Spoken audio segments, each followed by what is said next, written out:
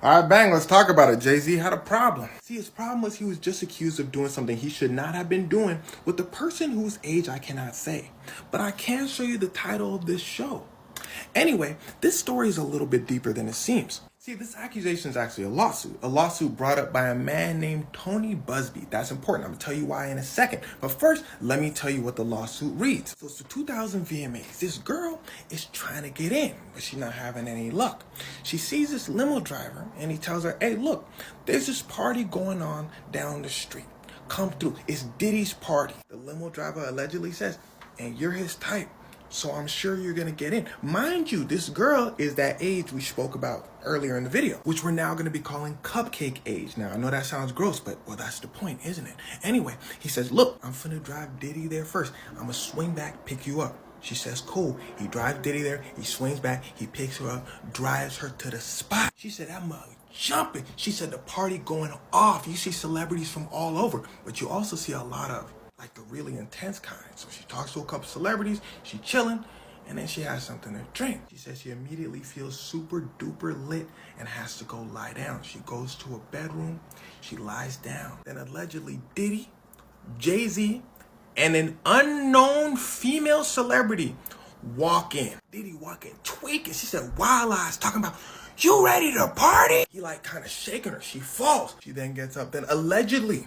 Jay-Z picks her up, and well, this next part might be a little intense, so if you're sensitive to that sort of thing, skip to when I put my hand up like this. So Diddy and that unnamed celebrity at this point are just watching while Jay-Z does stuff he shouldn't be doing. Then Diddy, after Jay-Z takes a step back, then begins to do stuff he shouldn't be doing. Afterwards, Diddy then allegedly tries to force her to continue. That's when she gets her wits about her and begins to scrap. Diddy's shocked, like, what's going on? She grabs her clothes, takes off. She's running through the party, holding her clothes, and apparently nobody's doing anything to help. She gets outside, she gets those clothes on, runs to a gas station. Hand up for the folks that ain't want to hear all that, by the way. She gets to a gas station. The female clerk at the gas station sees that this girl's in distress, so she gives her a phone. She grabs a phone, she calls her dad, says, hey, I snuck out, come pick me up. Pops picks her up. Pops takes her home. Now, she then says this has affected her through her whole life and it put her in a deep depression. That's important. Now, let's talk about real quick what Jay-Z has to say about this, because he responds immediately. He says, that lawyer, Tony Busby, remember that lawyer I showed you earlier? Jay-Z says he's basically doing all this for the cash. He's trying to blackmail me. Jay-Z then says, for a crime as heinous as this, why would you file a civil suit? File a criminal suit against me. Now, for those of you that don't know, there are two different types of trials in the United States. There's a criminal case where basically the police is going after you, you're going to jail. Then there's civil, which this case is. You're not going to jail, but you more often than not have to pay somebody money for damages. It's like getting sued. So Jay-Z saying, why would you sue me? Call the police. Jay-Z then goes on to say, I had to talk to my daughter about this. My daughter, she finna go to school, and then what? Then Jay-Z said in the last line to the lawyer, I look forward to showing you how different I am. And here's where it starts to get wicked. Now that you know the story of the accusation, we're gonna take this story a step larger and talk about our cast of characters involved. You got Diddy, you got Jay-Z, you got that lawyer, you've got that unnamed female celebrity, and you've got that person of cupcake age, who actually is now an adult, so we're gonna call her plaintiff from now on, okay? Right off the bat, these two may both be billionaires, but they are not the same. Diddy had a reputation for loving to party, loving to just do whatever he wants whenever he feels like it. Jay-Z has a reputation for being calculating, and rumor has it behind the scenes he can be quite ruthless. Tony said, screw all that, I'm suing everybody. He first comes to fame when Diddy first gets all those charges brought against him. He says, I'm gonna find everybody that Diddy wrong and we finna sue Diddy. He then says, also, I may have some other people that I'm gonna sue later. Well, now we see that other person he was talking about is Jay-Z. Now, before he made the announcement and told all of us, he told Jay-Z, because that's what you got to do legally. He said, look, Jay-Z, we don't got to do this whole court thing.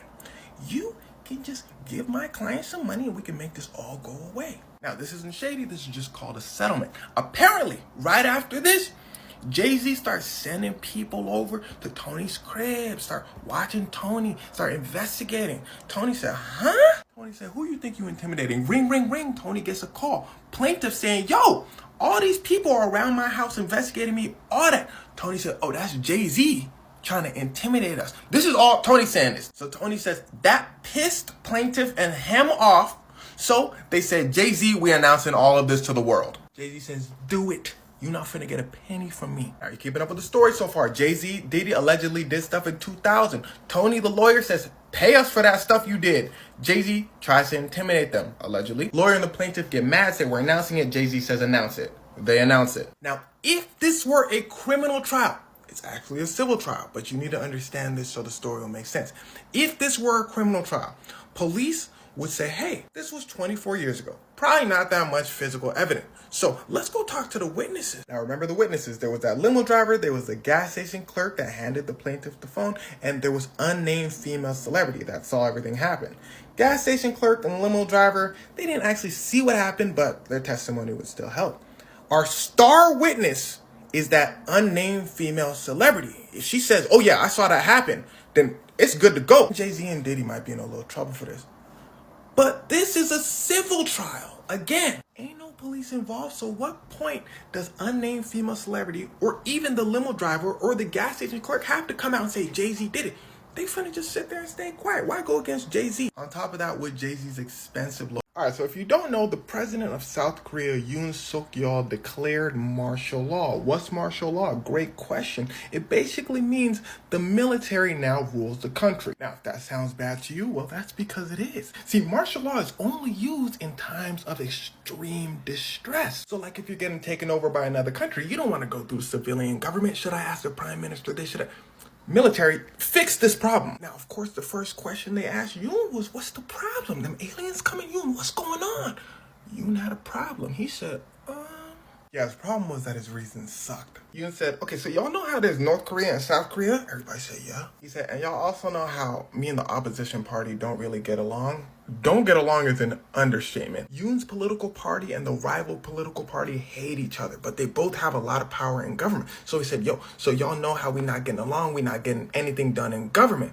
Everybody said, yeah. He said, cool. Well, I'm pretty sure they're working with North Korea, and I'm just trying to save the country, so the military rules now. Everybody said, boo! People quite literally took to the streets as soon as he makes this address on TV. Now, there's a reason why he did this. Well, because everybody hates him. His political career is in shambles, and everyone is leaning towards his opposition's party. So this was just a desperate attempt from a desperate man, but he made a huge miscalculation. People in general aren't as stupid as they used to be. They said, Prezi, the opposition party working with North Korea, does that make sense? How? The president said, well, I'm gonna explain how. He looks at his political party. He says, yo, can y'all help me out? His political party said, yeah, we got you. His political party then makes an announcement saying, yo, this dude wildin'. We don't know why he did that. He tripping. Boom, lawmakers, the National Assembly says, we finna fix this. They all start gathering to have a meeting. The military says, nah, this martial law, y'all can't do that. They say, boy, get out the way. The military said, y'all better not walk in that room. The politician said, or what? The military said. The politician said, huh? The military said. The politicians push past them, walk into the room. They say, martial law, done. Now, this provides something called political pressure, because it turns out the Constitution of South Korea says if they all vote to say the president needs to stop martial law, he needs to stop martial law. But listen to what I'm saying to you. The president himself has to stop martial law. Technically, this would be illegal for him to do, but like the military said, we're not moving until the president himself tells us to leave. Now we can sit here, look at the law book, see who's right, who's wrong, or we could be real. Every politician, all the people, your own political party is on this side. President Yoon, you're on that side. You're losing that battle. So they probably told him, yo, Prezi, just say you yourself decided to call off martial law to save a little face. Say, everybody wants me to do it. I love the people, so let me just do it. And that's exactly what he did. He said, I have decided to call it off. But boy, this ain't a good look. If everybody hated him before, they definitely hated him now. And you know what the wildest part about all this is?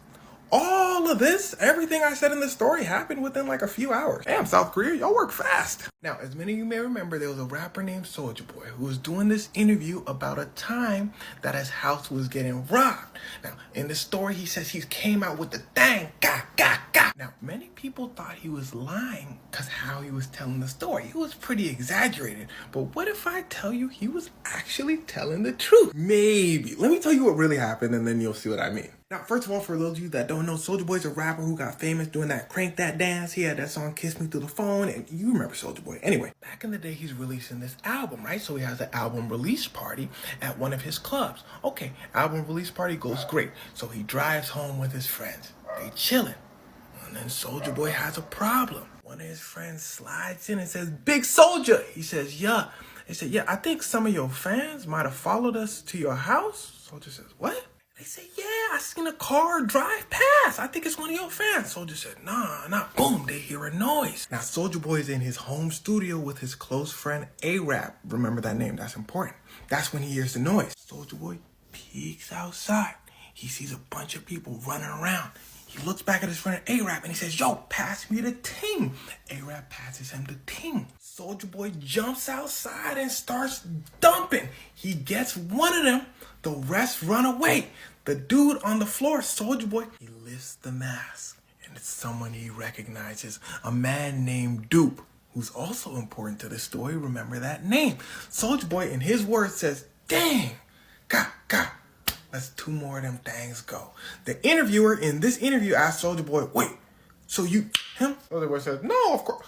Then Soulja Boy changes his answer. He says, I don't want to speak on that." Now, everything I just told you was Soulja Boy's rendition of the story, but here's where it starts to get wicked. Remember, you had some homework. I told you to remember the names A-Rap, his close friend, and Dupe, the guy Soulja Boy says who he recognized when he took off the mask. Now, Soulja Boy never mentioned his name. He just said, "I recognize the guy."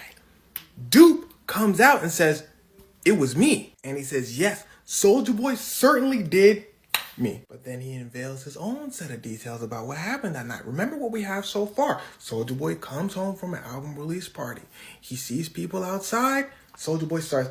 Then Soulja Boy recognizes the guy Dupe says, "Well, first of all, the reason why Soulja Boy recognized me is because we were all close to Soulja Boy. You see these fellows behind Dupe? Well, Dupe was their managers, and they were dancers under Soulja Boy's record label. This is all true." Now, these gentlemen then make a song, and I want you to listen to this next part closely. While they were at Soulja Boy's album release party, they hear their song on Soulja Boy's album. But Soulja Boy never told them he was putting their song on the album. They just hear a Soulja Boy verse on it, and it's a Soulja Boy song now. They go, "Yo, we never gave that song to Soulja Boy." They look to their manager, Dupe, and say, "Yo, can you ask Big Soulja about this?" Dupe says, "Gotcha." And now here's where the stories start to differ. Dupe says he pulls up to Soulja Boy's house. He was invited, he says. You'll see why their stories differ so much in a second, but he says he goes to the house. He says, "Soulja." Soulja says, "Huh?" Dude says, "Huh?" Boom, smash Soulja with the palm. Soulja immediately ups the pole. Apparently, Soulja liked that. He said, "Word." Dude said, "Word? What you finna do with that?" Palm. Gives him another one. That's 10 at this point. 5 plus 5. Soulja said, "Huh? Got. Let them things go." Dude runs outside. His boy also pulled up with him, I forgot to mention. But he was just sitting in the car. He thought it was going to be a quick thing. He goes and he grabs Dupe and takes him to the hospital. Dupe wakes up with handcuffs on him, and now here's where everything ties together. Basically, what Dupe is trying to say is Soulja Boy made up that whole story because Soulja Boy didn't want to get in trouble. Dupe smacked him. Soulja Boy up the pole. But again, this is according to Dupe. Remember, Soulja Boy said, "Some people broke in my house, I them." Dupe is saying no one broke in his house. He just me, and is trying to cover up the story. The police, though, said, "We're just going to put you in handcuffs while we figure out which one of y'all is lying." Well, I can't tell you why, but it seems they believe Soulja. So they took Dupe and his partner to jail. They tell him, "Look, y'all try to rob Big Soulja? 25 to life." They said, 25 to what? They said, nah, with what evidence? What evidence does Soulja Boy have? The police said, "All right, we'll give you 10 to 15. They said, where's the evidence? The police said, why you keep asking the same question? I said, okay, we finna get a good lawyer. And oh boy, did they get a good lawyer. A man by the name of Brian Steele, the man who basically got Young Thug freed. He walked in and he said, yo, Popo. And they said, oh, that's Brian. He said, yo, where the evidence? The police go, evidence? Now, at this point, the police already had Dupe locked up for 9 months. So Brian tells them, look, you give him 3 more months, we'll call it a year, you let him go. We don't got to do a trial, we don't got to fight this and that. 3 more months. Police say, all right, deal. So it seems police don't even have crazy evidence about what happened that night, and it was left to a he said, she said type thing. But final person I want to mention is Soulja's friend Arab. Now, Arab and Soulja Boy stopped being friends a while back. They had a falling out, which is actually pretty important to the story. That means he really doesn't have a reason to lie for Soulja Boy. If anything, he'd probably make him look bad. But he says, look, people came into the house with masks. Soulja Boy's story is true. And when he does start to recap the story, his voice gets a little shakier and he seems a little shaken up. It seems he's telling the story from a traumatized point of view. He says the element of surprise, Soulja Boy just jumping out and spraying, is what saved them that night. That being said, I can't 100% say who was telling the truth. Not even the police can, even though they seem to be leaning more towards Soulja Boy's side of the story. So you tell me what sounds more believable. Did Soulja Boy make everything up so he wouldn't get in trouble for this guy, Dupe? Or did Dupe and his crew get mad that Soulja Boy may have taken their song and try to rob him? You let me know in the comments. Now, as many of you may know, there have been a few tragic plane crashes as of late, and many people have been coming up with their theories. But how about this? I'm going to tell you why these plane crashes happened, and you're going to come up with your own theory. We're going to focus on the crash that happened in DC. There was another one that happened in Philadelphia. There's not too much information on that one. Real quick, in Philadelphia, there was an ambulance jet with a crew of 6 people that seemed to have technical difficulties, seemingly due to the weather, lost control, crashed tragically. Now, we're going to speak about, again, the one that happened in DC. All right, so in DC, a passenger plane was tragically struck by an Army helicopter. 67 people, sadly, were.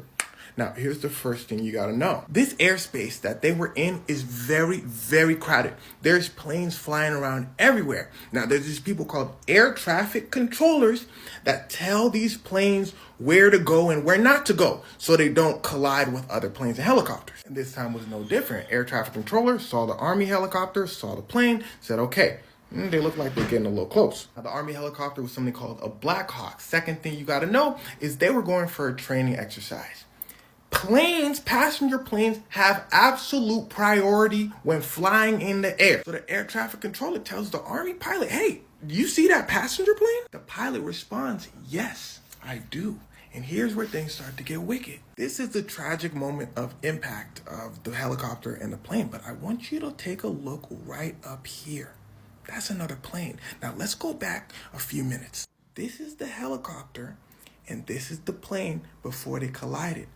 This is that second plane that I showed you in the last slide. Again, this plane right here. So what they believe happened is the helicopter pilot said, yes, I see the passenger plane, but they were referring to the second plane. Now, I know some of you may be thinking, well, why didn't the helicopter see that first plane? The first plane is right in front of the helicopter. But you see, this is just a picture. In reality, though, there are different angles. In the helicopter's point of view, that plane is on its left, at an angle where the helicopter apparently couldn't see it. This plane, that second plane, was to the right, at an angle that apparently the helicopter could see. Okay, I see that plane. That must be the plane they're talking about. By the time the helicopter pilot saw the actual plane that the air traffic controller was talking about, not the second plane, again, the first plane to the left, it was too late. The pilot tried to maneuver away, but they tragically collided. Now, I've also seen that the air traffic controller should have had 2 people monitoring the flight path, but they only had 1 that day. And I've also seen that the helicopter was 100 feet higher than where it should have been. But either way, whoever you decide may or may not be at fault for this tragic incident, it's up to you. But Donald, the president of the United States, has decided it was something called DEI's fault. DEI stands for Diversity, Equity, Inclusion. The United States for a time decided, hey, if we have people from many different backgrounds working on something, then that can only be better, right? Because employers in the United States tend to have a bias to hire a certain group of people. In Donald Trump's press conferences, it sounds like he's talking in a Snapchat video. Boy is just emptying out his thoughts. He said, yo, I went to the air traffic controller website thing and I saw that they hire people with disabilities. I said, disabilities? No, you gotta hire geniuses to be air traffic controllers. I saw that they hire people with dwarfism, mental instabilities. That's why this happened. Now, if you believe this line of logic, then wisdom is chasing you, but you are faster. And I don't have the time to help you in this video. But to put things simply, diversity has nothing to do with being smart. Mental instabilities have nothing to do with being smart. What is smart? If you want to be an air traffic controller, you go to air traffic controller school. They teach you how to be an air traffic controller, and now you are smart. They wouldn't hire you if you don't know how to do the job. There are just too many things wrong with what Donald said. Regardless, Donald understands this, and he's just making this whole situation about politics, which is just unnecessary. Anyway, heart goes out to the family, and hopefully nothing like this happens again. Oh, y'all wanted to learn more? Say less. See, the Mona Lisa is considered to be the most famous painting in the world because it got stolen. Now, before I tell you how it was stolen, I must warn you. You about to hear about some of the stupidest decisions you've ever heard in your life in this story. Okay, check it. So this guy named Vincenzo worked at the Louvre, the French museum where the Mona Lisa is held. He worked as, listen closely, a person who cleans the paintings and made the protective cases for the paintings. He looking at the Mona Lisa one day and he decides, you know what, man, I'm gonna just take it. But see, Vincenzo had a problem. The Mona Lisa was still a very famous painting. People think it got famous because it got stolen. No, that is not true. It was famous before it got stolen as well. For centuries, artists talked about how it's like some super amazing painting. Napoleon had it hanging up in his room and it was moderately famous. So people would definitely notice if somebody took it. They always kind of had their eyes on it. So Vincenzo decides to wait till the museum's closed for the summer holiday thing. He waits. It's closed. He walks in. He said, ooh, Mona Lisa, you all mine. And what he does, he just takes it off the wall. Remember, he knows how to protective cases work. He just pulls it out the wall, covers it up with his jacket. He says, the perfect crime. He walks to the door. He tries to open it, and it's locked. He says, oh, I'm cooked. Let me try that again. Tries the door again. Locked. Someone says, hey, yo. He says, They said, you need help with that door? It looked like you work here. I got you. Opens the door. Vincenzo says, appreciate you. Walks outside, takes off to his apartment. Now here's where things start to get pretty stupid. The next day, someone walks in and says, oh, that's not good. They call up the museum's director. Ring, ring. They said, sir, the Mona Lisa was stolen. The director said, that's impossible, and hangs up. So the museum workers call the minister of art. He says, I'm on vacation. Don't call me unless the Louvre is on fire. Hangs up. The museum workers finally call the police. The police chief says, I'm going to be right there. The police chief walks in and says, this case finna be easy as hell. We know who all is here. It was a holiday, remember? Not too many people showed up. So the police chief calls in like 4 people, including the famous painter Pablo Picasso. He says, y'all are under arrest for stealing the Mona Lisa. Pablo and them said, we ain't do it. The police chief checks the record. He said, no, y'all was the only people there that day. The judge walks over to the chief and he says, did you investigate the workers? The police chief said, oh, yeah. The judge tells the police officers to also pay special attention to the people that made the protective cases. The police say, gotcha. They ain't do it. They treat all the museum workers the exact same way, including Vincenzo. They call him in and ask him a few questions. But see, Vincenzo decides not to come in. They call him in again. He doesn't come in. So they go over to his house, knock on his door. Vincenzo quickly hides the Mona Lisa in one of his tables. He opens the door for the police. He says, come on in. They walk in. They say, hey, why ain't you been answering our calls, bro? He said, I just didn't get the call. They said, okay. He started looking around a little bit. Vincenzo said, oh, I ain't stealing Mona Lisa. Police said, you sure?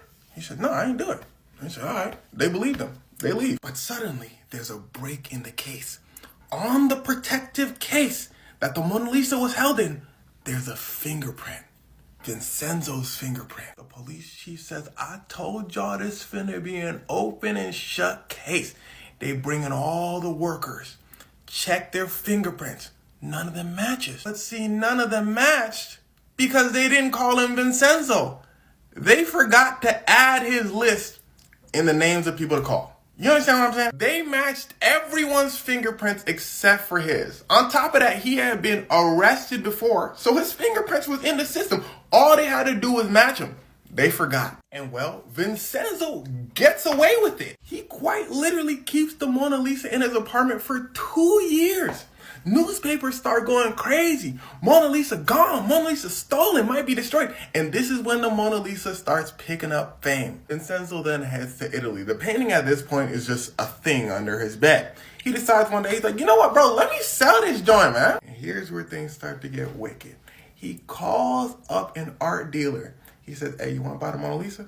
The art dealer says, what? Vincenzo says, yeah, I got that. The art dealer says, what's your name? Vincenzo says, you can call me Leonardo the Fifth. Art dealer says, whatever, bro. Come on over and then we're going to check if the painting is really the Mona Lisa or not. So Vincenzo goes over to the art dealer.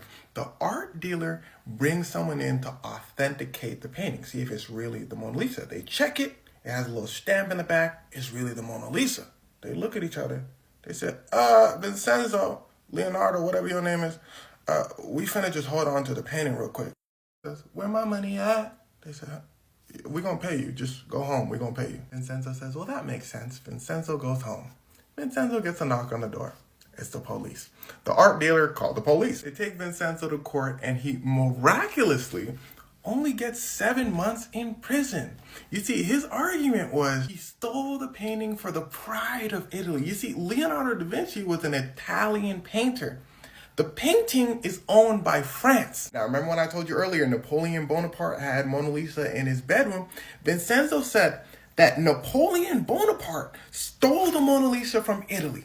So Vincenzo was just returning it. Well, Vincenzo should have downloaded TikTok because in my last video, I explained that Leonardo da Vinci sold the Mona Lisa to his friend, the King of France. That's why France owns the Mona Lisa. They also found a letter that Vincenzo sent his dad saying, oh, we about to be rich. I just did something that's going to make us rich. So it really sounds like Vincenzo just stole the Mona Lisa for the money. But listen closely.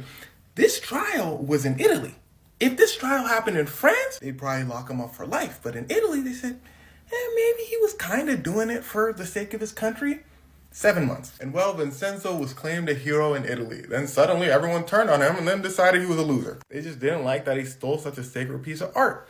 And the Mona Lisa was returned to France. Newspaper headlines talked about it so much it became a myth. 30,000 people flooded into the museum just to take a look at the Mona Lisa, and it became massively famous. All over the world, headlines, the Mona Lisa has been returned, and then a few days later, the headlines changed. World War I has started. Because World War I started a few days after the painting was returned. All right, so you know how before you walk into a plane, they got to check your bags, you go through a metal detector, all that? Well, back in the day, they used to not do this. You used to be able to walk straight into a plane, but everything changed because this guy, Dan Cooper, he walked right into a plane, took it hostage, said, give me $1 million, and got away with it. But how? Well, it all started because Dan had a problem. That boy needed money, so he walked right into a plane with a boom device. Remember, you could walk right in. He walks in, sits down. He sees Tina. She's a flight attendant. He says, Mama, come here real quick. She said, huh? He said, take this note. He gives her a note. But she thinks he's a random dude just hitting on her. So she takes the note, she puts it in her pocket and walks away. He said, go read the note. She reads the note. It says, I got a kaboom device. She goes, okay. He says, is she stupid? He opens his briefcase and it's a kaboom device. He says, look, sit down. She sits down. He tells her, look, now that I got your attention, I want $1 million. He asked for like $200,000, but that's around $1 million in today's dollars. Anyway, she says, okay. So she hits up the flight crew. She said, hey, bro right here want $1 million. They said, we ain't got that. He said, I'm not asking y'all for it. Tell the police. The captain says, okay, watch your tone. But all right, I'm going to do that for you. He calls the police. The police said, we ain't got that. So the police hit up banks around the area. They get the milli. Now, he then asks for something else. I want you to listen closely. He says, I need 4 parachutes. They said, okay, 4 parachutes. They get the 4 parachutes. Now, it was quickly becoming apparent to FBI and police that this dude was no scrub and he knew what he was doing. And here's where it starts to get wicked. They land the plane. The police are thinking, okay, now it's time to catch him. But he says, look, this is what I want you to do. Give me the parachutes and the money. I let everybody go. Police are like, okay, perfect. That's when we catch him. They give him the money. They give him the parachutes. He lets everybody go except the captain and 3 other people. Now, this is one of the first of Dan's many clever chess moves. By releasing all the hostages, the police are thinking, okay, we can play this game with him a little longer. He's not dangerous, so we don't have to rush the plane just yet. Dan tells the police, look, I'm going to keep flying. That's why I'm keeping the captain and 3 other people to help him fly. He then says, this is another one of his clever chess moves, I hope you know why I asked for 4 parachutes. He says, because when I fly out this plane, I'm going to take 3 random people with me. And if these parachutes don't work, then so be it. They tell him the parachutes will work. Go on, fly. Now, according to the flight attendant, Dan is actually a really cool guy. He's pretty chill, having conversations with everybody. In fact, he's so chill that when he received the $1 million, she's like, can I have some money? He gives her some money. She goes, oh, no, I was just joking. She gives it back. She's like, I can't take tips. Now, I hope you're keeping up so far. He landed, he got the money, he released the hostages, but he's keeping the main flight crew so he can fly to a new airport. Now, remember, he's pretty chill, so he goes over to him and they like kind of helping him plan. They're like, okay, so if you go to Reno, that's when you can get some like more fuel for the plane, and then you can go over to like Mexico. He go, okay, bet. Another flight attendant who was actually part of the group, she says, can I leave too? He goes, oh yeah, you can do whatever you want. Dan then goes, all right, y'all, let's roll. So they take off. Now remember, it looks like they're heading to Reno to get some gas. So the police are thinking, okay, let's get to Reno. Let's get everything set up. 20 minutes into the flight, Dan makes his 3rd clever chess move. He jumps out of the plane by himself. And how he jumps out is he tells our flight attendant girl, Tina, he says, open the back staircase. Let me show you the back staircase. Right there. He said, open that. I'm going to jump out. She says, yo, if I open that, I'm going to fly out the plane. He says, girl, you're going to be fine. She says, how you know that? Well, remember when I told you he ain't no scrub? See, throughout this whole ordeal, he's been saying small things that have led police and the flight crew to believe he knows a little bit about planes. They gave him the manual for the parachutes that he now has. He says, I don't need it. He tells the flight crew to fly really low and keep the landing gear open. They tell him, dude, that's not possible. He says, just do it. It'll work. They do it and it works. But he can tell she's scared. So he tells her, okay, just go with the rest of the crew. I'll open it myself. Before she leaves, she goes, Dan. He goes, yeah. She goes, the kaboom device. She's like, don't worry, I'll take it with me. So she goes over with the rest of the crew and they're like, oh, they actually hit him up on the radio. They're like, bro, you need help? He's like, no. Well, he flies out the plane and becomes an overnight sensation. So police say, all right, bet. See, police can't let this slide. If somebody gets away with, it's $1 million into daytime, remember, with this amount of money, it's going to be a problem. Oh, and you're about to find out why in a second. So police scour the area. Now, this data's from the FBI. They tracked his flight path. They know he jumped out over here, Washington area of the United States. And sometimes you never know what's going on behind the scenes. So Ashton Kutcher was supposed to go on this date with this girl named Ashley, right? Y'all remember Ashton, right? You know, that dude from that 70s show. He did a couple movies and all that anyway. Again, he was going on this date. But at this point, Ashton Kutcher is a star. You know, he Mr. Money Boy now. So he don't show up on time. He hit her up. He like, hey, yo, you know, I'm showing up late and all that. She said, all right, baby, I'm just about to hop in the shower. No biggie. He said, all right, Ty. Now, this part's important. He called her. This conversation took place at 8:24 p.m., right? But he shows up to her crib at 10:45. He was hella late. He was rehearsing for his show, that 70s show. So he knocks on her door. No answer. He says, something must be wrong. I'm Ashton Kutcher. So he calls her. She don't pick up. Right? He looks through her window, but he said he didn't want to be that dude looking through somebody's window, so he kind of like takes a little peek. He sees that's a little messy, and there's red stuff on the floor. He thinks it's red wine. He says, all right, let me just leave. And this is where Ashton has a problem. A little while later, he gets a call saying his friend Ashley has been... He says, oh my God, when did that happen? They said the night of your date. He freaks out because he was there that night. So he calls up the police. He said, look, I ain't do it. They said, do what? He said, you know that girl Ashley that got... They said, oh yeah. He said, my fingerprints was on her door. You're going to see call records of me calling her, but I ain't do it. And well, the police believed him. And then they found out who did it. And here's where it starts to get wicked. It turns out it was this guy, the Hollywood Ripper, a serial killer that between 3 to 10 people. But that's not where it gets wicked. Where it gets wicked is they call up Ashton Kutcher. They tell him, bro, you're going to go up there, you're going to say what happened, and then we're going to put the Hollywood Ripper in jail. Ashton Kutcher said, all right, cool. The Hollywood Ripper's lawyer, though, says, I got other plans. His lawyer says Ashton Kutcher's story, in fact, listen closely, proves that the Hollywood Ripper couldn't have done this. Now, this all makes sense in a second. The Hollywood Ripper's lawyer says that Ashley was seeing someone else besides Ashton Kutcher. Ain't that right, Michael? Michael, Ashley's building manager, was brought to the stand. He said, yes, it's true.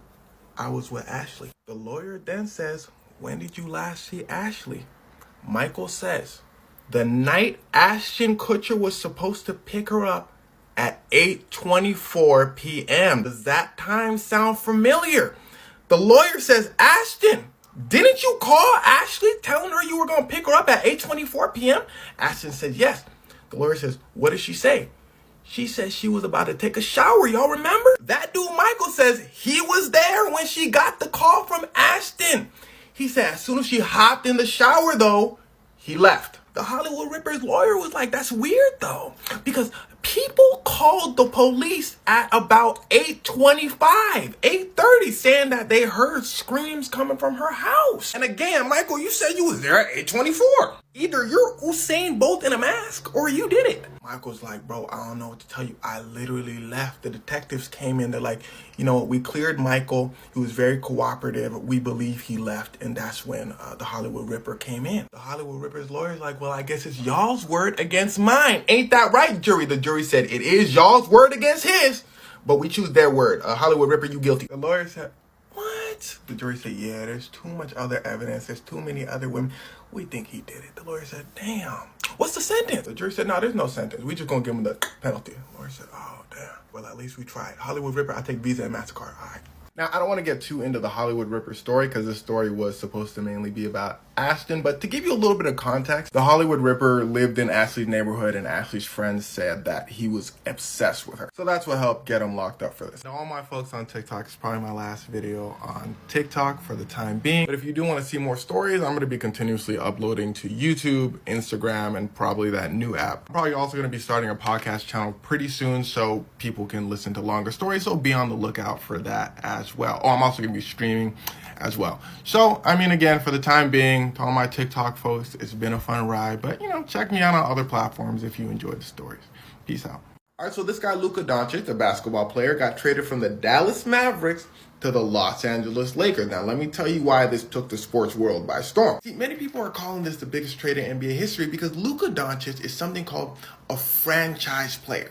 Meaning he's the face of your team. He's the guy. It's like a Michael Jordan, LeBron James, Kobe Bryant. Most teams won't even consider asking you for them because, yeah, they're super good. But most importantly, the city loves this player with all their heart. They've made them laugh. They've made them cry. They put it all on the line for the city. But see, the Dallas Mavericks had a problem. They said, man, we don't care about none of that. We want Anthony Davis. And this is when things get very interesting. See, Anthony Davis, just like Luka Doncic, is a really, really good player. Now, I know some of you may be thinking, oh, okay, good player for good player. That sounds cool. Well, you got to remember all the stuff I was saying about franchise players so you can understand the feeling I'm talking about. Imagine the Avengers decided to trade Iron Man for Green Lantern. I mean, Green Lantern could bang out, I guess, but what? If One Direction said, we give you Harry Styles, you give us Justin Timberlake. Destiny's Child saying, what if we give up Beyonce and just pick up Alicia Keys? Dragon Ball Z saying, we don't want Goku, give us Sasuke. America giving up Obama for who? Stop playing on me. My dog Obama won a bum, but let's get serious. Like my other examples, this trade isn't bad by any means, but it's certainly shocking. Now the question remains, then why would the Dallas Mavericks trade Luka Doncic? Well, and here's where things start to get wicked. This is Luka Doncic having a beer last year after taking his team to the finals. The finals is like the Super Bowl. Luka Doncic is that good. He basically took his team to the Super Bowl last year. Now again, this is Luka having a beer. And this is him a few minutes later getting that beer taken away from him. Look at his face. See, this is the general manager for the Dallas Mavericks. Basically the guy who traded him. See, ESPN came out with a report saying that the Dallas Mavericks were worried about Luka Doncic's conditioning, basically saying he's not watching his weight. And this is a huge deal for basketball players, because as basketball history shows, if you're a player who doesn't watch your weight, that usually means you're not disciplined, because you're not listening to everyone around you saying watch your weight. And also, you get injured a lot more. Joel Embiid, Charles Barkley, Zion Williamson, some of the greatest players to touch a basketball, but they're also players who struggle with their weight. Now, hold on. There's a key difference between Charles Barkley and the other two, Joel and Zion. Joel and Zion do not watch their weight. They're always injured. I think I only seen Zion play one time in my life. Joel Embiid, always injured, always complaining about teammates, always complaining about the refs when he loses. Charles Barkley didn't watch his weight, so his team didn't let him play. Charles went to his teammate, Moses Malone. He said, why ain't they letting me play? Moses said, well, Charles, you're fat and you're lazy. So Charles got in shape and became one of the greatest players of all time. Now, going back to Luka Doncic. It seems the Dallas Mavericks don't think he's going to be a Charles Barkley, but instead, he's going to end up like Joel Embiid and Zion Williamson. And Luka had been with the Dallas Mavericks for 7 years. They know him. In the general manager's eyes, he's probably thinking, yeah, you're talented enough to bring your team to the finals, but you're so out of shape, you can't run up and down the floor or defend against really good players. Like Jason Tatum and the Boston Celtics, who destroyed Luka Doncic and the Dallas Mavericks in the final. But you finna sit up here and drink a beer. Give me that beer. Luka probably thought, yo, I'm tripping. You know me, I'm finna ball out regardless. Aha! But again, Luka couldn't keep up with the Boston Celtics. Probably pissed the Dallas Mavericks off. So the Mavericks probably thought we could keep working with Luka, a little bit of a gamble, or what if we go for a sure thing? Anthony Davis. Because even though Luka Doncic is in his prime and Anthony Davis is a little older than him, Anthony Davis is very disciplined. When he's healthy, you will win with him, but that's the key part. Anthony Davis does get injured pretty often. Now, saying all this, is one more very important factor for this trade. The X factor, LeBron James. And this is why Laker fans are so excited about Luka Doncic. Because all that stuff I told you about Luka being disciplined, he needs conditioning up, goes out the window when you bring up LeBron. Because take a look at this picture. Look how Luka is looking at LeBron. Fun fact, LeBron James is Luka Doncic's idol. Luka Doncic modeled a lot of his game, you could see, after LeBron James. And a lot of times when a player is undisciplined, and to be fair, that was just an ESPN report. Luka Doncic might not be undisciplined. But in this situation, it does kind of make sense. We can't control him. He's not listening to us, so we need to trade him. Because he's probably only going to listen to his idol or a legendary superstar. Because that superstar has done it before. Why should I listen to anybody else? It's the same thing for Charles Barkley and Moses Malone. Charles Barkley said it himself. If anyone else told him he was fat and he was lazy, he would be like, but I'm Charles Barkley. Moses Malone told him, so Charles Barkley got it together. And when LeBron James talked, you listen. He may be a fun-loving guy, but he don't like to lose. But all in all, as for the Mavericks, Anthony Davis fits in just like a glove. Because he's going to be playing with Kyrie Irving, another one of the greatest players of all time. It's going to be a perfect fit. As for the Lakers, having Luka Doncic is great, but if they don't fill Anthony Davis' spot quickly, they're going to be the worst team. Because Anthony Davis is also one of the greatest defenders of all time. He's a really good rim protector. He can block shots really well. And remember, Luka Doncic's defense needs work. So now that Anthony Davis is gone from the Lakers, you could probably score a few points against them. Now, all that being said, as a person from Los Angeles, I'm hyped. Look at that hat. What that hat said? I said LA. What that shirt say? Los Angeles. Welcome to my city, Luka. Welcome. TikTok's back, I guess. So what better way to kick things off than with the story? The story of why A$AP Rocky got arrested for attempted... Oh, y'all ain't know A$AP Rocky facing 25 years? Damn. What is what happened? Now, first things first, for those of you that don't know, his name isn't A$AP Rocky. His name is Rocky. Well, his name is Rakim, but his stage name is Rocky. A$AP is the group he's a part of. Here's A$AP Yams, A$AP Ferg, and a couple other A$AP folk. And hey, this guy's also part of the group. His name is A$AP Brelly, but he's the guy A$AP Rocky allegedly... I know what you're thinking. Wait a second. You just said they was part of the same group. A$AP. I know what I said, but that don't change the facts, though. Because you see, A$AP Rocky had a problem. He was always the face of the A$AP crew and all its affiliates. Hey, look, it's Playboy Cardi who got his career started as being an A$AP affiliate. Now, A$AP Rocky, when you're the face of the crew, people always sort of look to you to provide. Because, yeah, you Mr. Money Boy now. So some people in your group are just kind of going to expect you to make the big purchases for your friends, you know? And that's how this whole thing began. In A$AP Brelly's words, the guy who A$AP Rocky allegedly, he said, look, our friend passed away, another A$AP crew member. I figured ASAP Rocky was gonna pay for the funeral. When I found out he didn't, I texted him saying, look, you changed, bro. But he says, uh-oh, ASAP Rocky ain't texting back. He's saying all this in court, by the way. He said, ASAP Rocky ain't texting back, so I got a little heated. He said, then Rocky and I eventually get on the phone, and ASAP Rocky talking about something. I was gonna say something to you, but they told me if you got nothing nice to say, don't say nothing at all, so I ain't say nothing to you. He said, what? So ASAP Rocky said that's when their relationship like pretty much soured. Then later on, ASAP Rocky hits him up saying, yo, you in LA? Relly said, yeah, I'm in LA. ASAP Rocky said, what hotel you at? ASAP Relly said, I ain't like how he said that, so I gave him a different hotel. ASAP Relly says they eventually meet up, and here's where things start to get wicked. Now there's video surveillance of almost everything that happens next, and that's important, so I need you to listen closely. So you see Relly allegedly walking up to an alleged, just pretend I'm saying allegedly after everything. So you see Relly walking up to ASAP Rocky.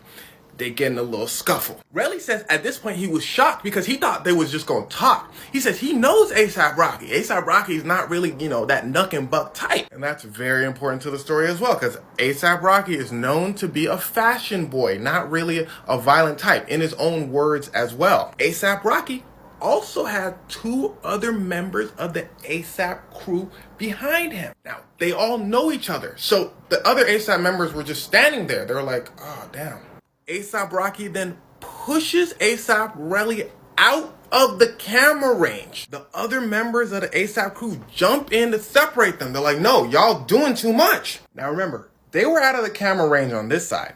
When the other crew members came to separate them, they start pushing Relly back in the camera range. ASAP Rocky then comes back in the camera range and starts reaching in his waistband. Then visibly pulls out a ting.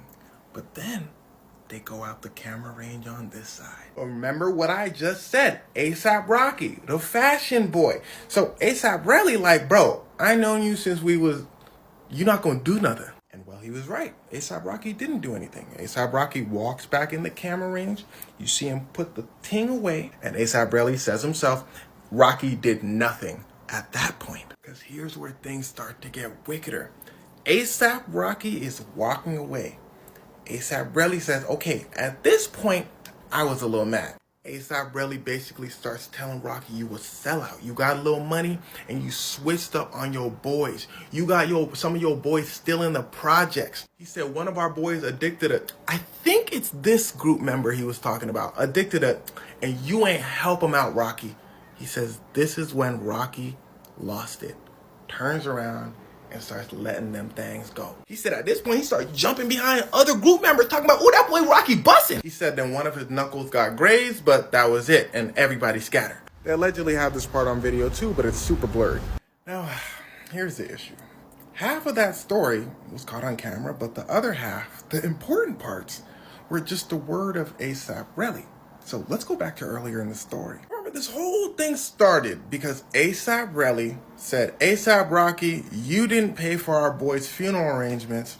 You switched up. Well, it turns out ASAP Rocky did pay for the funeral arrangements. ASAP Relly goes, oh yeah, ASAP Rocky did pay for the funeral arrangements.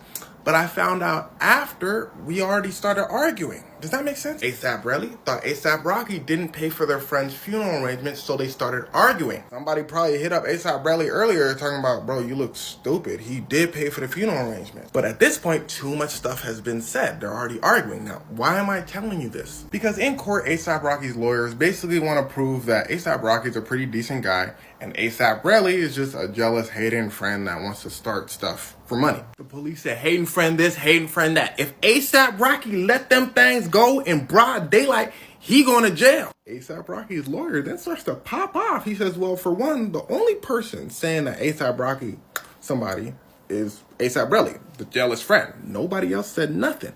For two, police. When y'all went to the scene, did y'all find any evidence? The police said, no, we didn't find any evidence. But then, this part's important, ASAP Relly himself goes back to the scene and finds shell casings as evidence and gives them to you. The police said, yeah, that is what happened. And honestly, that in itself is so ridiculous, it'll probably be enough to get ASAP Rocky out of jail. ASAP Relly heard they didn't find any evidence, so he went back to the scene and says, police, I found evidence here. On top of that, the police raided A$AP Rocky's home because an alleged is very serious, and they found, but they were registered, and they didn't help the case, meaning those maybe didn't match the one used in the whole altercation. On top of that, the judge starts to get a little sarcastic with A$AP Rocky, because A$AP Rocky didn't report any of this happened until a few days later. And remember, he said he got, so the judge is like, you got. A$AP Rocky's like, yeah, my knuckles got grazed. The judge is like, wow, I'm so glad you're safe. But all of that being said, that don't mean A$AP Rocky ain't do this. And that's why there's gonna be a trial, because an altercation did happen on camera, so it's up to a jury to decide. Side note, A$AP Rocky is also suing A$AP Rocky for $25,000, like saying emotional damage and stuff like that. And that's why A$AP Rocky's lawyer is saying, yo, he's doing all of this for money. But at the end of the day, a trial hasn't happened yet, so I guess we'll have to wait and see what a jury decides. All right, so let's talk about the Los Angeles fires and why they happened. Spoiler alert, the explanation is actually very simple. See, the most important thing that you gotta understand is Los Angeles is a very dry place, meaning, listen closely, the foresty areas and the plant life in Los Angeles have adapted to live in this dry place, meaning they catch fire very easily. This is why you're always hearing about fires in the Southern California area where Los Angeles is. But hold on, what makes this particular fire that's happening in Los Angeles so bad? Well, the answer is right here in this picture. See, there was a super strong, fast wind that blew through Los Angeles, California, and the faster and stronger the wind is, the faster the fire spreads. You can quite literally see the embers flying over to that, remember, dry plant life. That thing spread like wildfire. Now you see where the saying comes from. Anyway, if you look really closely at this map of Los Angeles, you'll see that the fires are mainly located in the green areas where the foresty areas are. But here's where it starts to get wicked. Remember when I told you there was a super strong wind? Well, that meant firefighters couldn't fly helicopters to dump water on the fire. So the fire started spreading more and more. You have firefighters from all over Los Angeles going over to fight one fire, and then the wind would blow the fire to another area. But those firefighters in that area were helping the firefighters in this area. So they had to go here, there, here, and there. So again, dry plant life, super strong winds, and an inability for helicopters to get to the fires quickly made for a disastrous combination. In fact, this combination is so disastrous. I'm gonna tell you something that might surprise you. Being a person who's lived in Los Angeles their entire lives, I can tell you, nothing has come close to this. Your average person in Los Angeles never sees fires. Remember, big foresty areas, dry plant life is where fires happen. San Francisco, Los Angeles, that little dot right there, San Diego, other major cities, they don't see fires. They're not big foresty areas.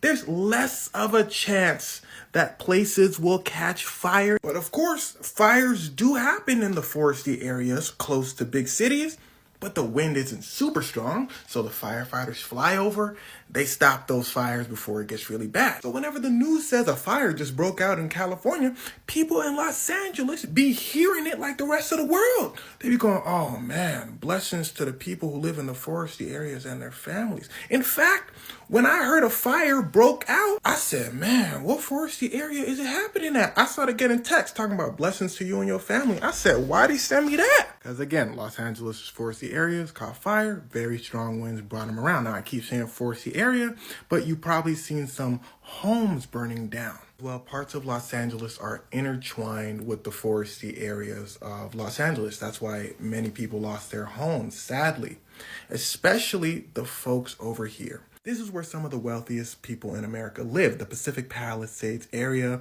Malibu's over here. It's connected over here to Beverly Hills, the Hollywood Hills, some of the wealthiest Americans. Well, their houses are in the hills, in the foresty areas. That's the Hollywood sign right over there, in a foresty area. That's why you keep seeing videos of celebrity houses and rich people's houses being burned down. But to be clear, people of all financial status are mixed in everywhere in LA. It's not just wealthier people that are having their houses burned down. Now, all that being said, big shout out to the people of Los Angeles for making a natural disaster as big as this not feel like a disaster. Seeing people help their neighbor, the city constantly updating citizens about where the fire is, who should evacuate, hearing sirens blare left, right, the firefighters going from fire to fire. Special shout out to the firefighters. And of course to the people that lost their homes. I hope that when things look up for you, because they will, that happens immediately.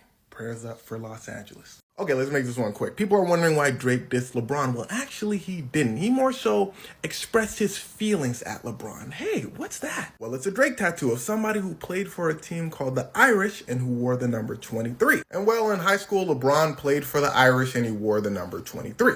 Now, Drake getting this tattoo shows you how close he probably thought him and LeBron were. But Drake had a problem. His definition of close is probably different than most people's. Drake's definition of close seems to be one of blind loyalty. Kendrick Lamar dissed me, Drake, so you can't like Kendrick Lamar. LeBron said. LeBron is seen turning up at Kendrick Lamar's concert. Drake said, why he do that? Drake's boy said, I think because he liked Kendrick music. Drake said, that was a rhetorical question, you out the crew. I got something for LeBron. So Drake unfollows LeBron James. How does LeBron respond to this? Well, he doesn't.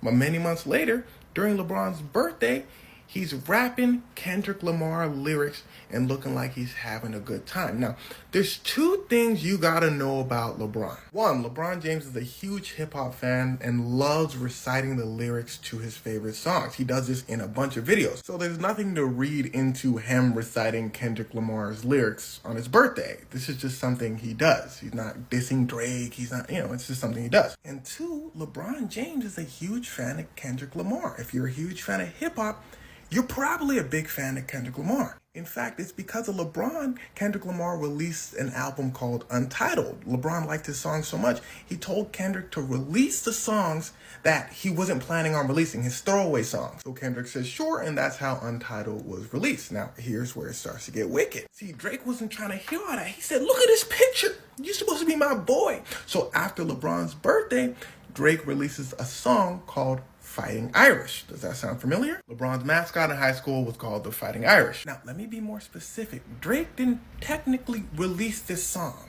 It was leaked. And I put quotes because Drake and a lot of artists have a history of leaking songs so they can technically fall back on saying, I didn't release a song, it just found its way to the public. Now, like I said, a lot of artists leak songs, but where Drake is different is he leaks diss songs. Because if the song does well, he says, ooh, that was all me. If the song doesn't do well, he says, oh, it was just a leak, and deletes the song. In fact, his first diss song towards Kendrick Lamar, Push-Ups, was a leak. People said, ooh, this song is good. So Drake is like, yeah, that's all me. This song against LeBron James, Fighting Irish, people are like, Drake, that's not it. So the song gets deleted. He says, oh, I don't know. Now, to distance himself even further, he never mentions LeBron James by name. He just says Fighting Irish. He just says, my brother went to the Kendrick Lamar concert. That hurt me. I thought we was cool. I went to a party. I saw you. You didn't talk to me. I thought we was cool. Kendrick Lamar said. Drake said, no, Kendrick, the TikToker making a video about me. You're not supposed to be here. Kendrick said, I'm not going to be here for long. I just wanted to say everything is going according to plan. You see, here's where it starts to get wickeder. All of this might be according to Kendrick's plan. In one of his diss songs towards Drake, he said, LeBron, keep the family away. Steph Curry, keep the family away from Drake. Basically saying Drake is a weirdo. Don't associate you. All right, so you know that song Miss Jackson by Outkast? I'm sorry, Miss Jackson. Ooh. Anyway, well, it's about a real person named Colleen Wright. Now I know what you're thinking. Colleen Wright?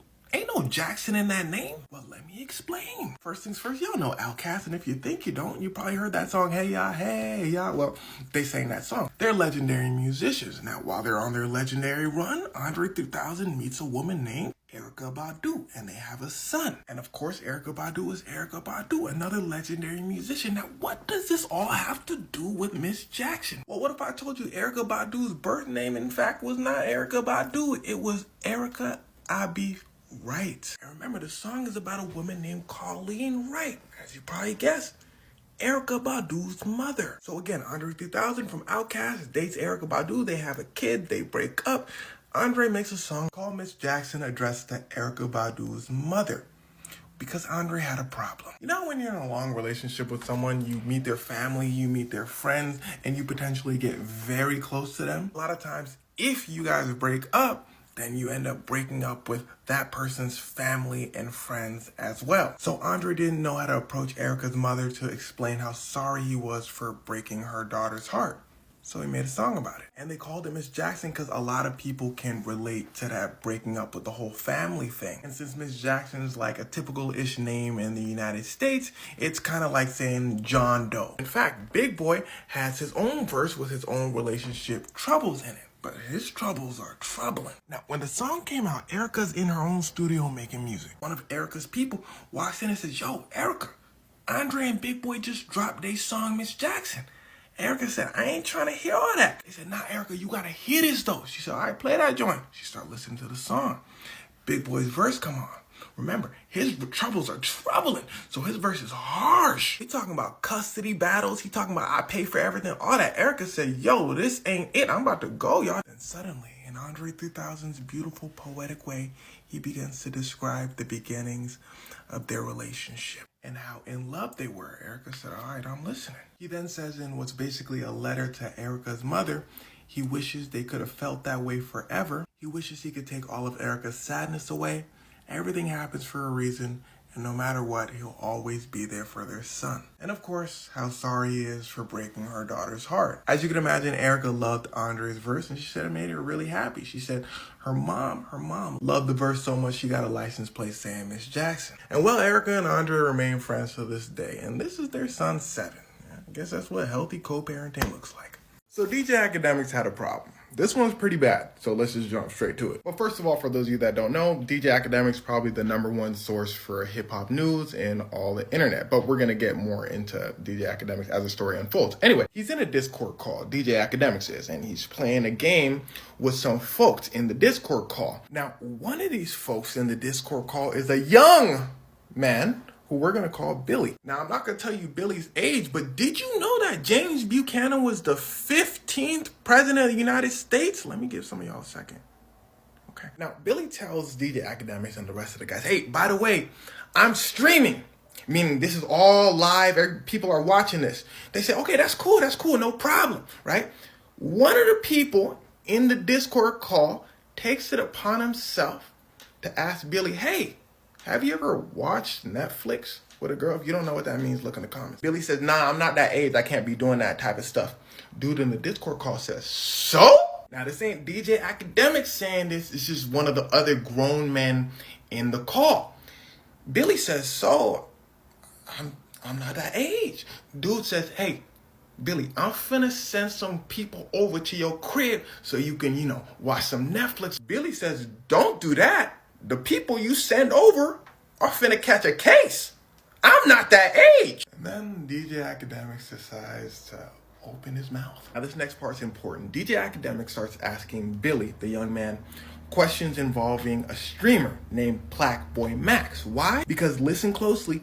Billy, the young man, has a very close relationship with the streamer Black Boy Max. Billy is Black Boy Max's Discord moderator. Now, people view Discord moderators as super fans of a particular streamer. They oftentimes have close relationships with said streamer. So DJ Academics understands this, so he asks Billy, "Hey, Billy." Actually, let me put on my weirdo voice for this one. So Academics says, "So Billy, if Black Boy Max were to ask you to watch Netflix with him, would you do it?" Billy says, "What?" Academic says, "If Black Boy Max were to come over to your house right now and ask you to watch," Billy says, "Let me stop you right there.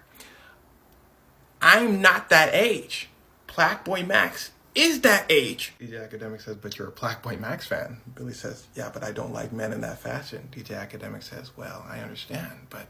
Now, y'all remember when Miranda Cosgrove's stalker tried to her, then ended up himself, right? Let me explain. See, Miranda had a problem. She just kept getting stalked. Yeah, she didn't only have one stalker, but we'll get to that in a second. First of all, if you don't know who Miranda Cosgrove is, she's a very beloved actress who starred in shows called iCarly and Drake and Josh. Now, after iCarly, she decides, hey, you know what? Screw it. I'm going to college. Forget this acting thing. Now, one of these college days, she invites some folks over to have a study group at her house. But nothing happens. But the second night, nothing happens again. And she lives her life like normal. But it's the third night when it goes down. She goes on a date. The date's pretty bad. So she decides to go to her parents' house, not her house. Ring, ring, ring. She gets a call. It's from the police. They say, yo, Miranda. She goes, what's good, Playboy? They say, yeah, somebody just themselves in front of your crib. Do you know anything about this? She goes, absolutely not. I'm at my parents' house, not my house. And this is where everything in the story ties in. Remember how I told you she was having a study group with some folks? Well, I didn't say that for no reason. They look back at surveillance footage while she's at her house having a study group, and they see a dude in a trench coat burying things in her backyard, not approaching her house, but just digging up her backyard, burying stuff. In fact, they see that bro has been burying stuff in her yard for several days. They found a lunchbox filled with chocolate milk. They found a sharp, pokey item. They found a rope. And it was that third night. Remember, first night, study group, he in the backyard. Second night, she chilling at home, he in the backyard. Third night, when she decides to go to her parents' house, that's when he makes his move. He sees a woman driving down the street in a car that looks like Miranda Cosgrove's car. So he grabs his and starts letting them things go at the car. It's not Miranda Cosgrove, but he thinks it is. He fires 6 of them things. Thankfully, he sucks, so the person gets away. Dude goes, oh snap, and decides his only course of action is to light himself up and himself. And that's when Miranda Cosgrove gets the call, like, yo, somebody just, you know what I'm saying? Now, it's been about 8 years since this happened, and as you can imagine, this still affects Miranda Cosgrove to this day. She still stays at her parents' house a lot because she's had multiple stalkers. Back when she was first starting college, 2 years before the dude himself in front of her house, this dude started stalking her. Sent her a bunch of emails, sent her a bunch of gifts, showing up to her campus and saying he was gonna himself because he's tired of love, blah, blah, something. And yes, these are 2 separate stalkers because Miranda gets a restraining order on bro, and then they throw bro into a psych ward because he was wilding. And while this stalker was in a psych ward, the other stalker is the one who showed up to her crib and himself. Now, as for Miranda, even though these are traumatizing events, she does seem to be taking it in stride, and she seems to be leading a happy life. Now, for anyone out there who has experience with this stuff, I'm sure they could tell you it's very tough to deal with a stalker as far as the law is concerned. You need a bunch of proof, and then after all that proof, you get a paper saying if they do something to you, that's when you can report it. And by then, it might be too late. So if anything like this has happened to you, then I'm truly sorry it has, and hopefully those laws get sorted out a little better in the future. Hey, hope your holiday season's been going well. Today we're going to be taking a look at one of my favorite stories. The story of the red-nosed reindeer. Now his name was Rudolph, and well, he had a problem. None of the other reindeer liked him because he had a big shiny red nose. Matter of fact, they didn't even invite him to play reindeer games with them. Whenever he would pull up, they would go, Rudolph said, huh, what happened? They said, nothing, bro. Now, I know what you're thinking. We're the adult reindeer to protect him. Well, they was there. One of them stood up and said, look, just because Rudolph got a big, ugly red nose, just because he looked like a clown, what was I saying? And everyone will lose the plot. Rudolph said, you said enough. He cries and he goes home. When he gets home, his parents tell him, look, Rudolph, at the very least in this universe, Santa also gives presents to reindeer. So if you go to bed and you wake up, Santa finna give you a present. Rudolph says, oh, great. So Rudolph goes straight to bed. Meanwhile, up in the North Pole, Santa talking about, yo, put the presents in the sleigh. Hurry up, we gotta go. They talking about, man, you ain't even pay us like that. Santa said, come on. So they start packing up, double time, right? So Santa hops in his sleigh. His faithful reindeer, Dancer, Prancer, and a few others hop in with him. They said, come on, let's go. They start riding through the night trying to deliver presents. But Santa notices something.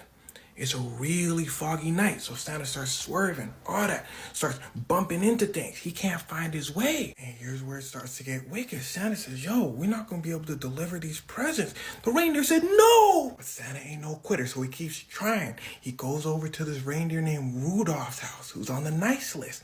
He walks in and he sees Rudolph's nose. He goes, damn! Santa says, what an unbelievable marvel of evolution. Rudolph wakes up. He said, yo, how you get in my house? How you know my name? You psychic like Raven and him? Santa says, bright nose, but not so bright.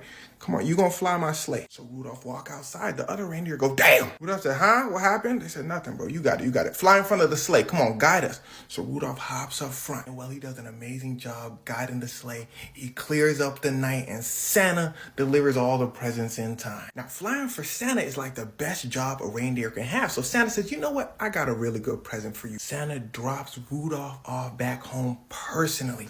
Instant aura, instant clout. All the other reindeer talking about, yo, that's Rudolph? Rudolph talking about, yeah, that's me, what's up? All the reindeer that used to hate on him now wanted his attention. One of the reindeer said, yo, can I get a picture, Rodolfo? Your name Rodolfo, right? You know, haters, they always gonna try to bring you down a little bit. Rudolph said, you know my name, Rudolph, stop playing. And yeah, come on. All right, stay up. Rudolph strutting. And everyone cheered for the hero Rudolph. The end. And remember, no matter what, treat everyone with respect. People's differences make the world go round. Anyway, happy holidays. Now, as many of you may know, that health insurance CEO was caught. His name is Luigi Mangione. Now, how he got caught was he was reported by none other than an employee that worked at a McDonald's in Pennsylvania. Now, that employee has a problem. They lack something I like to call basic skills of understanding and comprehension. Now, I need you to pay attention and comprehend this video or you won't end up just like them. Listen, first things first. Again, Luigi Mangione, a CEO. The police said, oh no, $10,000 for whoever identifies him. Except for the fact that I just lied to you. That's not what the police said. They said up to $10,000 in a reward. The FBI then offers their own reward for up to $50,000. And this is how they get you. Remember what I keep saying about comprehension and understanding. The McDonald's worker probably in there thinking, hold on. 10,000 plus 50,000? They offering 60,000. We finna be on. No. That's not what they said. Because first of all, the police and the FBI are very different. The police said this actually down here. They said, oh no, we're not giving you 10,000. We giving you up to 3,500 if he's indicted, which doesn't mean if he's charged. That means formally charged, and that's going to take a while. We'll give you up to 6,500 if he's convicted, which is really going to take a while. The NYPD came out and said, yo, TikTok, you making us look bad. That worker is eligible to earn that money. Now let's go to the police website and see what these words eligible and up to mean. Reward amount based upon the police's committee review. That means to give you this money, I gotta review it. Did she call the right hotline or did she call 911? If she called 911, ooh. Committee, what y'all got to say? Minus 2,000. Okay, how much did her information really help us for real? We was already looking in that area anyway. We was gonna find out. Committee, what y'all got to say about that one? It's the holiday season. Minus just 1,000. The point is, however much money they give you is up to them. Now, I know what you're thinking. Well, at least the FBI is giving a larger amount, right? The FBI said, well, first of all, you got to be nominated by an investigating agency like us to receive that reward. We kind of busy right now. We don't know how long it's going to take. After we nominate you, like the police, we do a committee and we see how much you're going to get. We kind of busy right now, though. And if we decide to give you anything, we're going to take all that information and give it to the Secretary of State.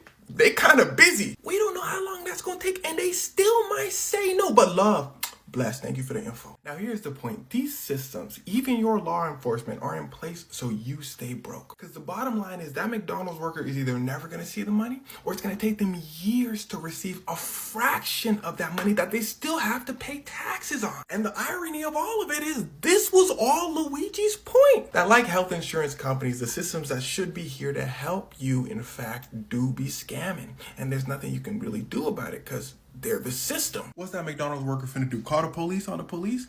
That being said, do I condone Luigi's response against the system? Well, in general, I don't condone people getting like United Healthcare has done to millions, the legal way. Bro felt like this was his only response, so I won't be arrogant enough to say if I condone his actions or not. Because in the end, nothing is as simple as black and white. Luigi Mangione was valedictorian of his Ivy League school. Came from a wealthy family who it turns out might be connected to health insurance agencies. Go check out Tiffany Cianci. She did some insane research to find that out. But he also seemed to think the healthcare system was very flawed and for it to change, You needed a big statement. Considering all that, the court system is not black and white either. You're going to have the prosecutors and police trying to paint him as a bad guy. This should never happen again. Give him the maximum sentence. But the defense is going to say everything I just said. Valedictorian, the system is corrupt, doing this for justice. Then a jury and a judge decides what happens next. And that could really be anything. For reference, Young Thug's first judge wanted him in jail for life. That judge gets kicked out. A new one comes in and she says, 15 years probation. You're good to go.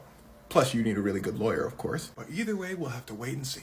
All right, so let me tell you about the time Jack Nicholson found out that his sister is actually his mom. But hold on, y'all remember Jack Nicholson, right? He did like a bunch of famous movies and all that. Pretty famous guy. Anyway, Jack Nicholson had a problem. His family was keeping a pretty big secret from him. As far as he knew, while he was growing up, he had a dad, he had a mom, and he had 2 older sisters. Well, it turned out his older sister, June, got pregnant at a younger age.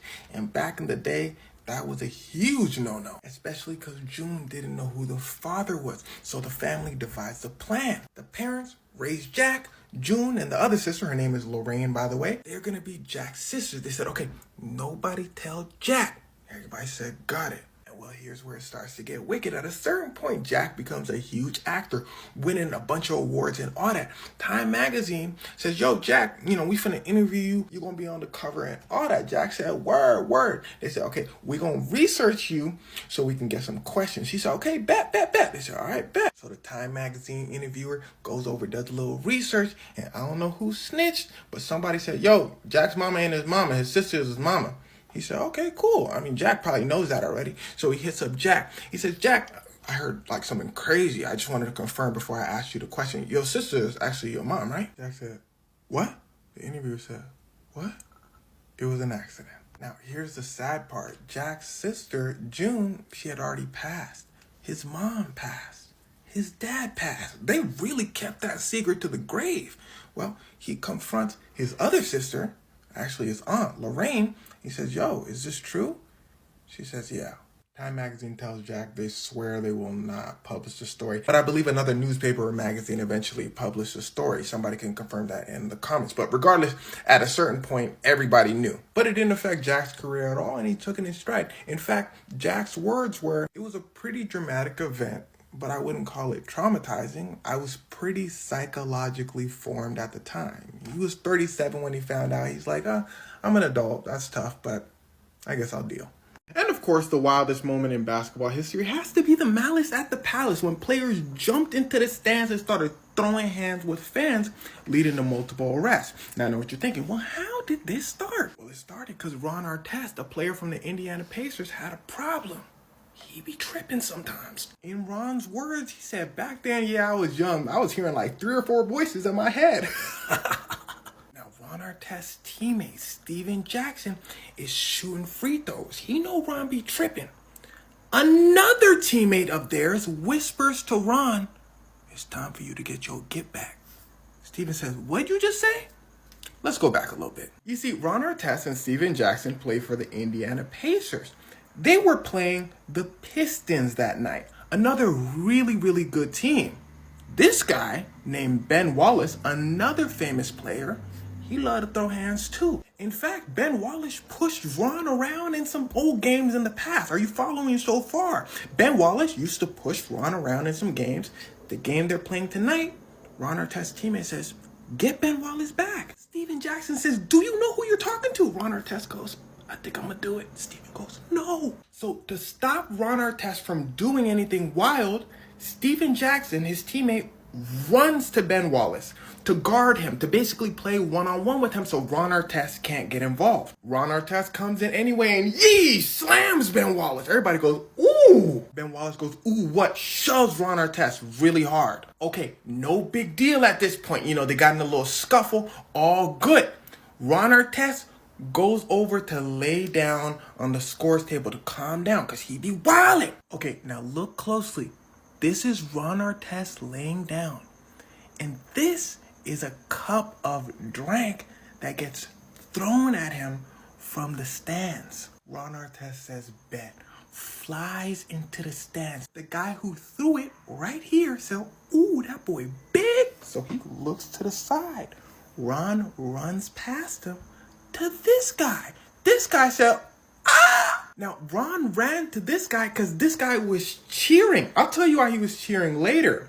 But Ron grabbed Meet Shi Ming, aka Dr. Sleep. Why they call her Dr. Sleep, you ask? Well, because she's a doctor. And she put people to sleep. It's simple. Yeah, she's basically the Hannah Montana of China. Doctor by day, UFC fighter by night. But see, Shi Ming had a problem. And her problem is her parents. They don't know she be throwing hands in the UFC. They still think she's just a traditional doctor. Her parents said, Shi Ming. She said, They said, I seen something on the news said you put people to sleep. She said, I put my patients to sleep. I said, all right. She said she can't tell them because they're traditional Chinese parents. Now, here's where it starts to get wicked. She probably not going to be able to keep this secret for long, because she's gonna be a problem. Remember one of her victims I showed you earlier? They asked Shi Ming about it. They said, damn girl, you put her to sleep, huh? Shi Ming begins to cry. She says, I hope she's okay. When I saw her lying there for 10 minutes, not moving, I felt bad. Shi Ming says her biggest problem is she shows too much mercy for her opponents. But then Shi Ming goes on to say, but also, I'm a problem. And on God, good luck to my next opponent. Thank you. Now, after her last match, I believe she got like $50,000. So they told her, yo, are you going to tell your parents now? She said, still, no. She said after her matches, she's just going to visit home and just pretend everything's normal. Yeah, well, it turns out that Hawk Tour girl's a scammer, allegedly, and people are calling for her arrest. Damn.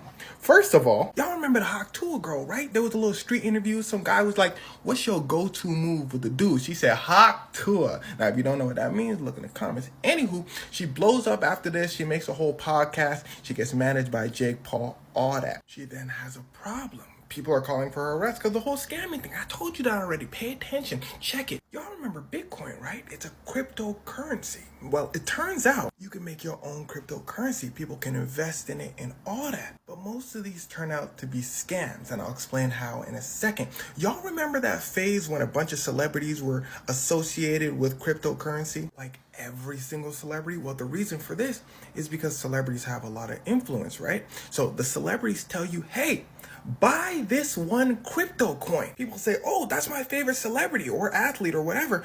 I'm going to buy that crypto coin. When that happens, the value of... All right, let me tell you the hilarious way they caught this dude cheating on Who Wants to Be a Millionaire. See, Charles had a problem. He got caught cheating on Who Wants to Be a Millionaire. Pay attention. See, here's the thing. We're talking about $1 million. You know no company wants to pay out $1 million. So as soon as he answers the final question, the show said, check the cameras. So the show goes back and checks the tape of Charles's performance.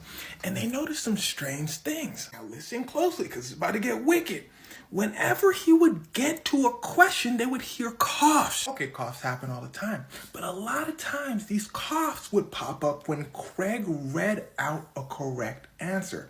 Okay, let's go back a little bit. So what would happen is Craig would say, I wonder if the answer is A. Is it B? I wonder if it's C. I wonder if it's D. Okay, fine. Maybe that was still a coincidence. So they needed more evidence. They looked back at who was coughing the most, and it was his wife. His wife and another guy who was also a contestant in past shows. Oh, but hold on. His wife was also a contestant in past shows. Now, let me tell you why that's important. The point is, her and the other dude coughing, they ain't no scrubs. They know answers. So between wife, other guy, and Charles, someone's probably gonna know the answer. But let's take it a step further. Charles kept messing up. His wife was heated in the stands because he kept saying he had never heard of something, even though it was the correct answer. Okay, let me explain. So when Craig David would pop up, which is the right answer, he would be like, I've never heard of Craig David before. His wife would be like, oh, Craig David. Yeah, that's the right answer. The host said, wow, you're a lucky guy. Charles said, yeah, I guess for like all of my answers, I guess I am just lucky. The producer said, and the probabilities of guessing your way to $1 million is like 0.003%. He gets to the final question. He said, Google? What's a Google? Google's the correct answer. His wife said, he said, oh, Google. Yeah, that's the right answer. They get a check for $1 million. He said, honey, where you trying to go? Dubai? His phone rang. He said, hello? They said, yo, it's Who Wants to Be a Millionaire? He said, okay, so I want my check. They said, you're not getting money. He said, what? They said, yeah, and we taking it to trial. He said, no.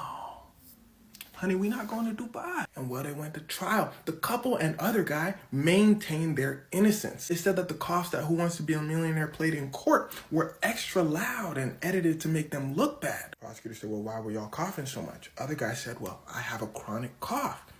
She said, a bit can't cough? But here's the thing. I want you to remember everything I just told you in the beginning of the video. How he would say, oh, I don't know the answer, and then change his mind. And also how the coughs would coincidentally be on correct answers. If you're a jury, what would you say? Well, their jury said guilty, and they were made into a laughing stock. A couple lost their jobs, got some jail time, and were hated. Somebody even their cat.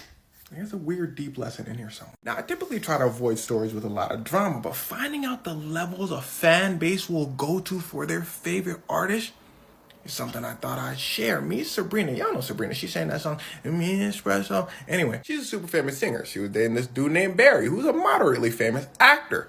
But then Sabrina had a problem. Her fans said, ew. Sabrina said, come on now, y'all doing too much. Her fans said, no, his face doing too much. He ugly. Yes, her fans thought he was hideous and he wasn't good enough for their Sabrina. But Sabrina and Barry keep on dating and they going strong until suddenly one day they randomly break up. But it's why they break up is where our story starts to take a turn. There's this rumor floating around saying, yo, Barry was cheating. Her fans said Hunchback was cheating. The rumor mill said yes, with a blonde TikToker from LA. Now, I don't know if you noticed, but artists who are as massive as Sabrina Carpenter typically have rabid, diehard fan bases. So that was all they needed to hear. Her fans got down to business, searching all over the internet saying, where's she at? Where's she at? They found a girl named Alexa. They go in on her, talking about she ugly as hell. How he go from Sabrina to Snaggletooth over here? And worst of all, they said, Alexa, you're not a girl's girl, which is a massive insult in the girl world. Alexa comes out and says, that's the last straw. It's not me, y'all. And well, there wasn't really much proof it was her. Some people just said it was her and everyone else ran with it. So the Sabrina fans said, oh, and decided to continue their search. Alexa said, and y'all said some hurtful things. I hope y'all learned something from it. Sabrina fans said, anyway, who y'all think it is? And here's where it starts to get wicked. This TikToker named Brecky Hill, who's blonde from LA, started making some random posts here and there. She starts drinking a drink and says, it's too salty. Barry starred in a show called Saltburn. Okay, that's still a stretch. She then posts another video of her drinking a drink called a berry something. And she like, oh, I'm drinking this berry drink. Sabrina fan said, oh, she trying to get active? Brecky said, I don't know. And kids, let me tell you something. That saying, all publicity is good publicity, is a lie. Brecky didn't understand that. She reposts a story basically mentioning the fact that Barry and Sabrina broke up.